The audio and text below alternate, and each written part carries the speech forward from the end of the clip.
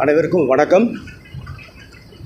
கோயம்புத்தூர் பொறுத்த வரைக்கும் பார்த்தீங்கன்னா, கோயம்புத்தூர் ஒரு அமைதியை விரும்பும் நகரம். as such Coimbatore is a peace loving city. இங்கே வந்து சத்தமாக பேசினாலே பிடிக்காது, இங்கே ரவுடியிசம் எடுபடாது. இந்த மாதிரி சூழலில் பார்த்தீங்கன்னா, பாரதிய ஜனதா கட்சி வந்து இப்பொழுது மெல்லமாக சுயரூபத்தை காமிக்க ஆரம்பித்திருக்கிறார்கள். I think they have started to taste defeat.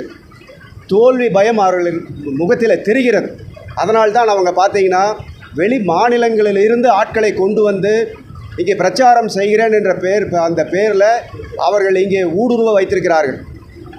அது எந்த நேரத்திலையும் கலவரத்தை உண்டாக்கலாமோ என்ற ஐயம் எங்களுக்கு இருக்கிறது. அது மட்டுமல்ல, கல்லூரி மாணவர்களை பயன்படுத்துகிறார்கள். அதற்கான ஃபோட்டோ ஆதாரம் இருக்கிறது. அவர்களை பயன்படுத்தி நோட்டீஸ் கொடுப்பது, நிறைய இடத்துல வந்து பார்த்திங்கன்னா தேவையில்லாமல் பேசுவது, அந்த சிறு வயது சிறுவர்களை வைத்து தேர்தல் சட்டத்திற்கு புறம்பாக பள்ளியிலும் பள்ளி மாணவர்களும் கல்லூரி அந்த மாதிரி இடங்களில் வந்து பிரச்சாரம் செய்யக்கூடாது என்று இருக்கும் இடத்தில் கூட இவங்க அவங்கள வைத்தே பிரச்சாரம் செய்கிறார்கள் என்பது எவ்வளோ ஒரு சட்டத்திற்கு முரணானது, விதிகளுக்கு புறம்பானது அப்படின்னு நீங்கள் புரிஞ்சுக்கணும். இது குறித்து எங்களுக்கு பல புகார்கள் வந்திருக்கிறது. பொதுமக்களே சொல்கிறாங்க, இதனை சின்ன பசங்கள்லாம் வர்றாங்க, ஸ்கூல் காலேஜில் படிக்கிற மாதிரி இருக்குது அப்படின்னு. இது தேர்தல் ஆணையம் கவனிக்கணும். தேர்தல் ஆணையம் பார்க்குதா அப்படின்னு ஒரு சந்தேகம் இப்போ எங்களுக்கு மெல்லமாக வர ஆரம்பிச்சிருக்கு. காவல்துறையும் இந்த நடவடிக்கை எடுக்க வேண்டும். ஏனென்று கேட்டால், ஆதாரப்பூர்வமாக புகார் கொடுத்தும் ஒரு 2-3 நாட்களுக்கு முன்பு 11 மணிக்கு அண்ணாமலை வந்து ஒரு இடத்துல பிரச்சாரம் பேசியிருக்கிறார் என்று சொல்லப்படுகிறது. அந்த வேட்பாளர் பேசும்போது இங்கே வழக்கறிஞர்கள் அந்த புகாரை கொடுத்தபோது அந்த புகார் அங்கே ஏற்றுக்கொள்ளப்படவில்லை. அவங்க பெயரிடப்படாமல் ஒரு புகாரை பதிவு செய்திருக்கிறார்கள். இப்படியே போகுமானால் எங்களுக்கு என்ன ஐயம் வருகிறது என்றால், வேறு ஏதாவது திட்டம் வைத்திருக்கிறார்களா, தோல்வி பயத்தில் வேறு இடையூறு செய்ய திட்டமிட்டிருக்கிறார்கள் என்பதுதான் தெளிவான செய்தி. அதற்கு முதல் உதாரணம் தான் நேற்று நடந்த சம்பவம்.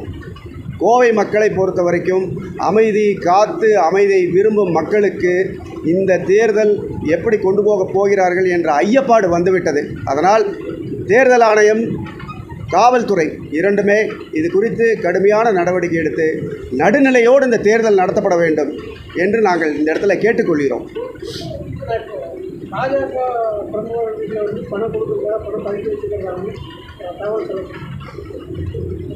பேசுகிறாங்க, அது காவல்துறை தான் அது நடவடிக்கை எடுக்கணும். நாங்களாக போய் சோதிக்க முடியும்?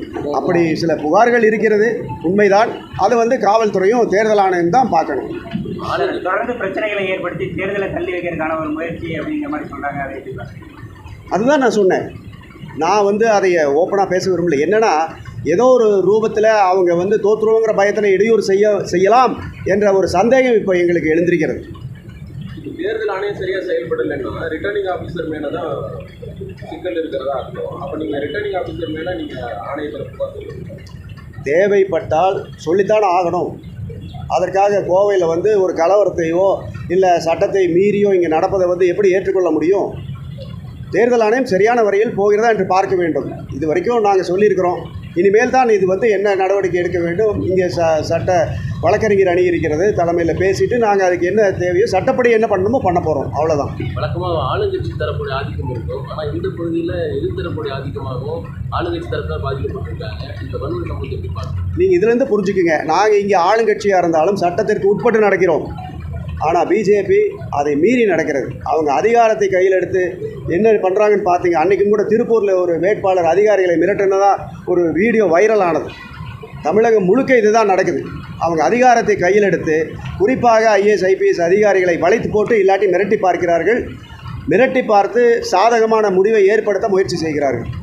பொதுமக்கள் முன்னிலையே காவல்துறை வந்து பாஜக அதான் சொல்கிறேன், அவங்க வந்து அதிகாரத்தை கையில் எடுத்துக்கொள்கிறாங்க. இந்த மிரட்டலெல்லாம் வந்து இங்கே கோவையில் எடுபடாது.